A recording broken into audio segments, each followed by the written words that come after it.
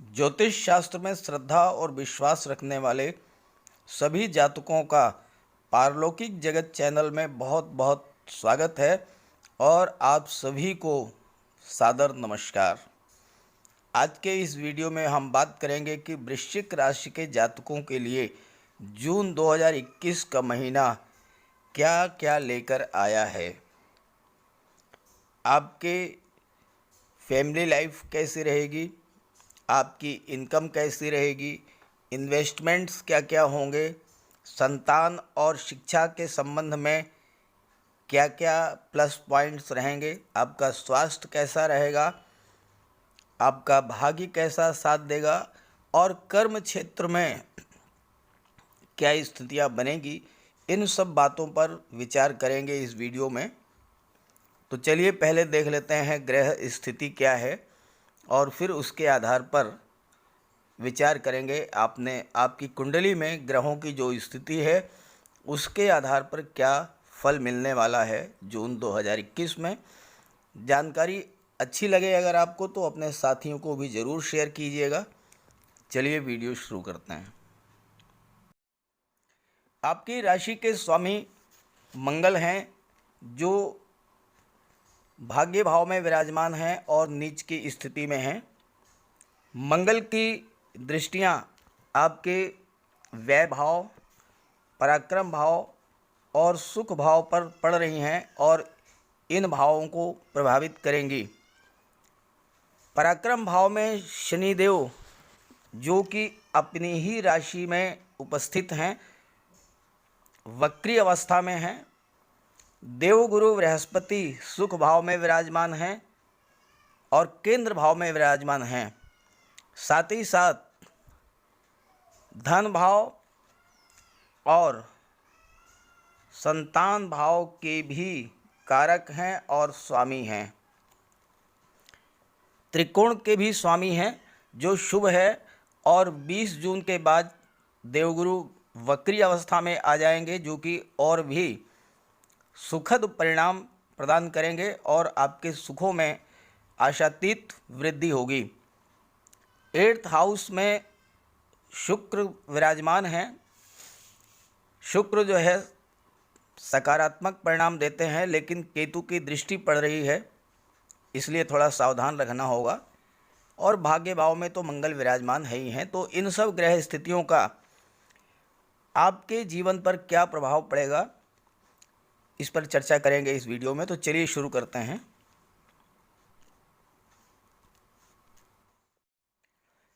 किसी भी जातक की इनकम का विचार, आय का विचार 11th हाउस से किया जाता है। 11th हाउस के जो स्वामी हैं वो बुध हैं और वो सप्तम भाव में केंद्र में विराजमान हैं। साथ ही साथ राहु की शुभ दृष्टि, राहु जो कि उच्च स्थिति में है, इनकी शुभ दृष्टि भी आय भाव पर पड़ रही है। तो आप अपने दिमाग से, अपने स्किल से, अपने ज्ञान से ज़्यादा अर्निंग करेंगे इस माह में। ख़ास तौर से जो लोग आईटी क्षेत्र में हैं, सॉफ्टवेयर के क्षेत्र में हैं, कंप्यूटर के क्षेत्र में हैं, इलेक्ट्रॉनिक्स के क्षेत्र में हैं या एमएनसी में हैं, एब्रॉड में हैं, इन्हें बहुत अच्छा अर्निंग होने वाली है। सिगरेट, शराब, तंबाकू के व्यवसाय से जुड़े हैं तो भी आपको बहुत अच्छा रहेगा जून का महीना।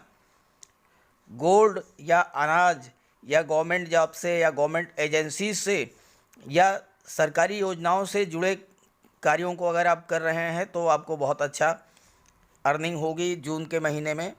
और सबसे बड़ी बात यह है कि कागज़, कपड़ा, textile, printing, gems, jewellery, mobile phone, music equipments, इन सब से जुड़े हुए और जो लोग इंजीनियरिंग, ऑटोमोबाइल्स या टेक्निकल कार्य करते हैं या एग्रीकल्चर से जुड़े हुए हैं, इन सभी जातकों को जो वृश्चिक राशि हैं उन सभी की बहुत अच्छी अर्निंग होने वाली है जून के महीने में।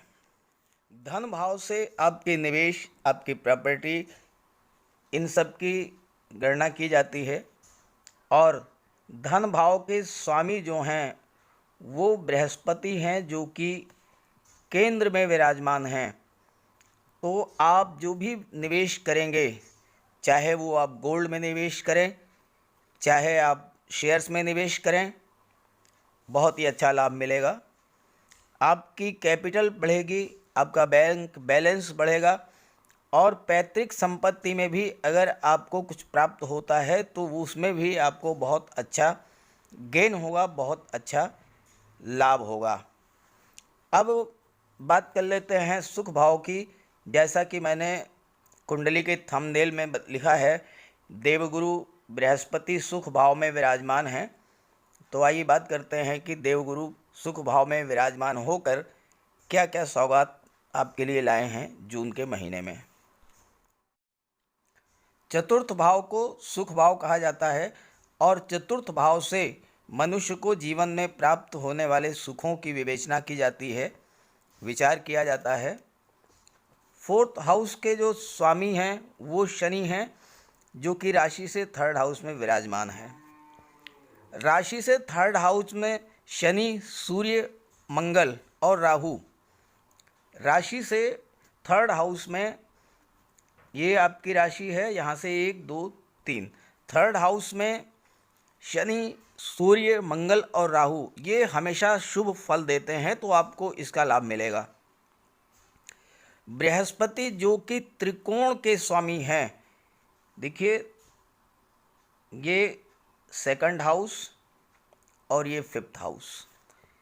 बृहस्पति जो कि त्रिकोण के स्वामी हैं और केंद्र में भी हैं, वो बहुत ही शुभ लाभ देंगे, और 20 जून के बाद तो और भी शुभ लाभ आपको प्रदान करेंगे। परिवार का सुख, सहयोग, स्नेह मिलेगा, छोटे भाई बहनों का सहयोग मिलेगा, और उनके सहयोग से आपको लाभ भी मिलेगा। जो भी अवसर मिलेगा आप उसका प्रयोग उनके लिए करेंगे, तो स्थितियां बहुत ही सुखद हैं, बहुत ही अच्छी हैं। मंगल आपकी राशि के स्वामी हैं और भाग्य भाव से संबंध जोड़ रहे हैं। भले ही नीच की स्थिति में हैं, लेकिन मंगल भूमि भवन संपत्ति के कारक हैं, तो भाग्य से आपको साथ मिलेगा, भाग्य का। आपके भूमि भवन संपत्ति में वृद्धि होगी, सुख सुविधाओं में वृद्धि होगी। अस्थाई संपत्ति के स्वामी शनिदेव बहुत ही अच्छी स्थिति में हैं, और इस पर मंगल की भी दृष्टि पड़ रही है। बृहस्पति धन संपत्ति के भी स्वामी है।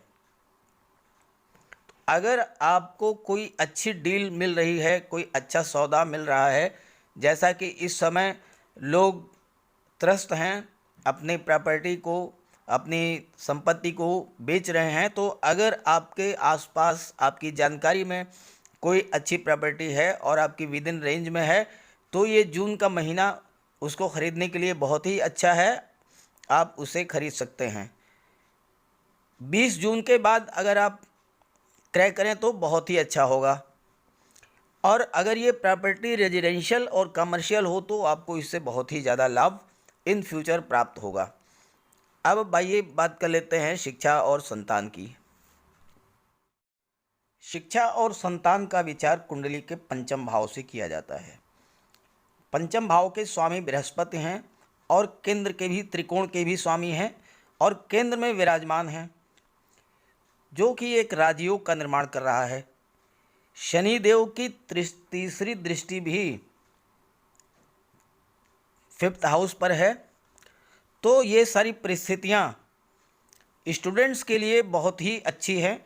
जून का महीना संभावनाओं से भरा हुआ है। जो भी कॉम्पिटिटिव एग्ज़ाम आप देंगे या जिसकी तैयारी कर रहे हैं उसमें आपको सफलता मिलेगी, पॉजिटिव रिजल्ट आएगा। जो लोग commerce, finance, literature, IT, computer या मेडिकल, इंजीनियरिंग और नर्सिंग से जुड़े हुए हैं, जो इसकी पढ़ाई कर रहे हैं, जो लोग एमबीए कर रहे हैं, एमसीए कर रहे हैं, उन सब के लिए बहुत ही बेहतर समय है जून का महीना। आप खुद महसूस करेंगे कि आपकी नॉलेज बढ़ रही है, आपकी समझ बढ़ रही है, आपकी क्षमताओं में वृद्धि हो रही है, आपकी स्किल इम्प्रूवमेंट कर रही है। स्टूडेंट्स के लिए ये बहुत ही बेहतर समय है जून का महीना, क्योंकि ग्रहों का पूरा सपोर्ट आपको मिल रहा है। देवगुरु बृहस्पति ही संतान के कारक भी हैं और अधिपति भी हैं, तो आपको संतान पक्ष से सुख प्राप्त होगा। आपके बच्चे कंपटीशन को क्वालिफाई करेंगे, या बच्चों को जॉब मिल सकती है, या बच्चों का विवाह तय हो सकता है, या न्यूली मैरिड कपल हैं तो आपको संतान की प्राप्ति भी हो सकती है। परिवार बढ़ाने के लिए 20 जून से और 14 सितंबर का समय बहुत ही शुभ है। इस समय आप परिवार में वृद्धि कर सकते हैं और बहुत अच्छा परिणाम आपको मिलेगा। संतान के विवाह के अवसर बनेंगे। 20 जून और 14 सितंबर के बीच संतान को, आपके पुत्र या पुत्री को जॉब मिलने की प्रबल संभावना है, क्योंकि देवगुरु बृहस्पति अत्यंत शुभ स्थिति में बने हुए हैं। बात करें स्वास्थ्य की तो 6th हाउस से स्वास्थ्य का विचार किया जाता है। इस भाव के स्वामी मंगल हैं और आपकी राशि के भी स्वामी मंगल हैं, जो नीच की अवस्था में हैं। हालांकि कोई बहुत बड़ी परेशानी नहीं होगी, क्योंकि एक त्रिकोण के स्वामी हैं और दूसरे त्रिकोण से संबंध बना रहे हैं। फिर भी 20 जुलाई तक आपको एक्स्ट्रा केयर रखनी पड़ेगी अपने स्वास्थ्य की। खासकर वो लोग जो कि ब्लड प्रेशर, हार्ट, दांत, जबड़े या चेस्ट इन्फेक्शन से पीड़ित हैं, उन्हें आप ज़्यादा ही केयर करनी पड़ेगी। मंगल युद्ध के भी देवता हैं, सेनापति हैं, इसलिए विवाद से बचें। कोर्ट कचहरी के चक्कर पड़ सकते हैं। छोटे मोटे विवाद हैं तो उसको आप एवॉइड करें। अब बात करते हैं दाम्पत्य सुख की। दाम्पत्य सुख का विचार कुंडली के 7वें भाव से किया जाता है और 7th हाउस के स्वामी शुक्र हैं, जो कि राशि से 8th हाउस में विराजमान हैं। और 8th हाउस में विराजमान शुक्र जो हैं वो शुभ फल प्रदान करते हैं। मिथुन राशि में, मित्र की राशि में शुक्र विराजमान हैं, इसलिए शुभ प्रभाव प्रदान करेंगे। लेकिन 7वें हाउस में सूर्य भी विराजमान हैं, इसलिए आपको थोड़ा बहुत कष्ट दे सकते हैं। यहाँ एक बात और भी सोचने की है कि राहु भी यहाँ पर विराजमान है, और जैसे जैसे सूर्य की राहु से निकटता बढ़ेगी, सूर्य का प्रभाव कम होता जाएगा। 10 जून को सूर्य ग्रहण है, तो 7 जून से 15 जून तक तो सूर्य का प्रभाव बहुत ही कम रहेगा, और उसके बाद सूर्यदेव जो है वो अगली राशि में प्रवेश कर जाएंगे 15 जून के बाद। तो ऐसी कोई बहुत बड़ी समस्या दाम्पत्य जीवन में नहीं आएगी। आपकी राशि के स्वामी मंगल नीच के होने से आपके स्वभाव में गुस्सा, झुंझलाहट, इरिटेशन की वृद्धि हो सकती है, जिससे पारिवारिक जीवन में थोड़ी दिक्कत आ सकती है। लेकिन अगर आप शांत रहेंगे, क्रोध को कंट्रोल कर लेंगे, आवेश से बचे रहेंगे, तो आपको पारिवारिक जीवन का संपूर्ण सुख प्राप्त होगा। 15 जून के बाद बुध जो कि शुक्र की राशि में हैं और शुक्र जो बुध की राशि में है, एक दूसरे को सहयोग करेंगे, तो 15 जून के बाद सूर्य भी अगली राशि में गोचर कर जाएंगे। तो ये स्थितियां आपके लिए बहुत ही अच्छी रहेंगी। आपको 15 जून तक थोड़ा सा सावधानी बरतनी है। रिलेशंस के लिए भी शुभ है, क्योंकि शुक्र का जो प्रभाव है वो आपके लिए बेटर स्थितियां उत्पन्न करेगा। आपको रिलेशंस डेवलप करने में या रिलेशंस को मजबूत करने में सफलता मिलेगी।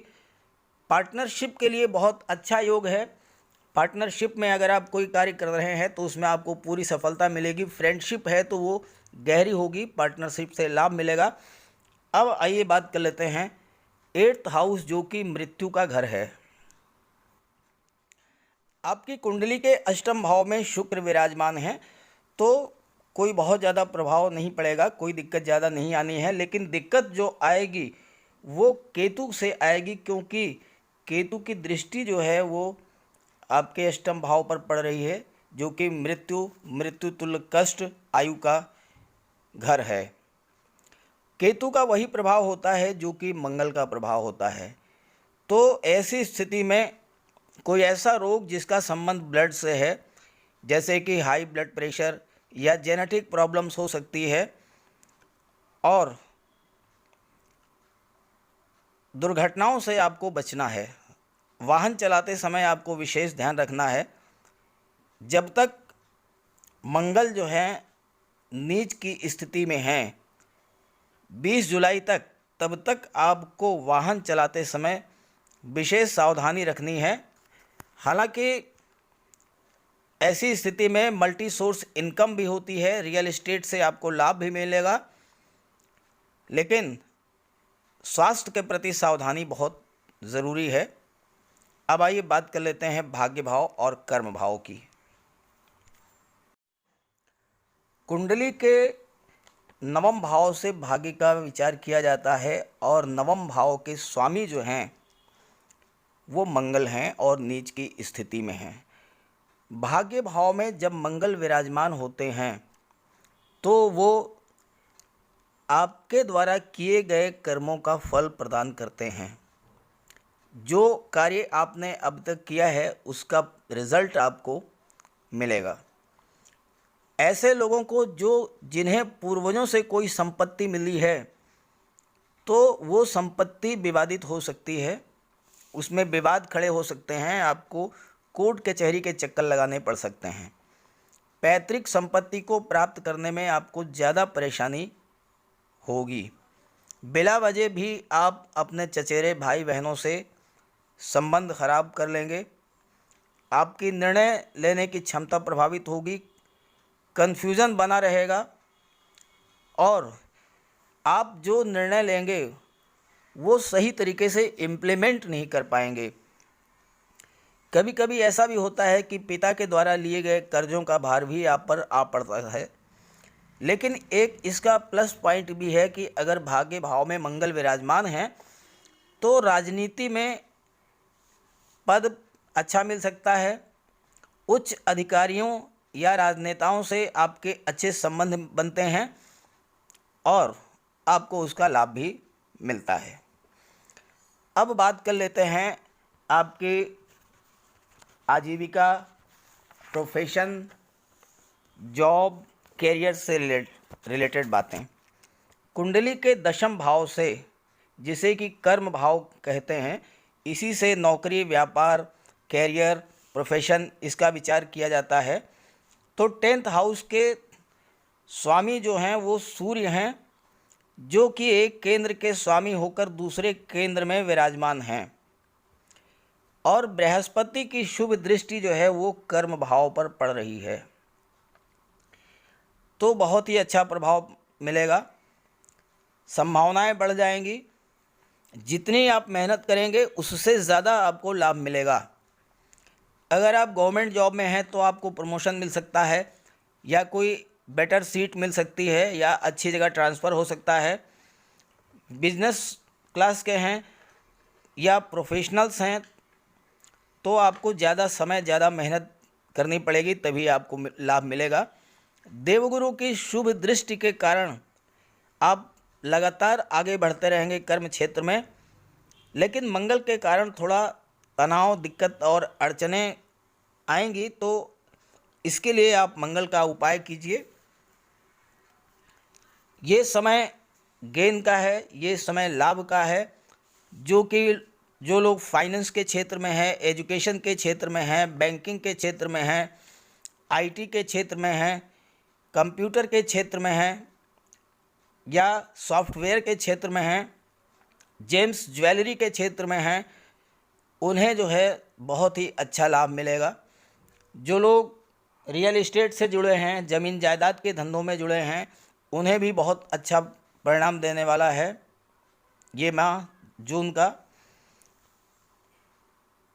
मंगल के उपाय की बात करें तो आप हनुमान जी का उपासना करें, हनुमान चालीसा का पाठ करें। मंगलवार को मंदिर में जाकर के हनुमान जी को चोला चढ़ाएं या उनके चरणों का सिंदूर अपने मस्तक पर धारण करें। मंगलवार को किसी कुत्ते को मीठी रोटी खिलाएं। और शनि को प्रसन्न करने के लिए, वैसे ही शनिदेव आपकी कुंडली में शुभ हैं, फिर भी आप कुछ ना करें, सिर्फ इतना करें कि जो गरीब हैं, दीन दुखी हैं, असहाय हैं, उनकी जो कुछ भी मदद आपसे हो सके वो आप करें। और उन पर दया दृष्टि रखें, करुणा भरी दृष्टि रखें, तो जून का महीना आप सभी के लिए शुभ हो। देवगुरु बृहस्पति, शनिदेव, सूर्यदेव, मंगल, बुध और राहु केतु की शुभ दृष्टि आपके जीवन पर पड़े, इनकी कृपा आप पर बनी रहे। इसी कामना के साथ, इसी भावना के साथ आप सभी को एक बार फिर से नमस्कार।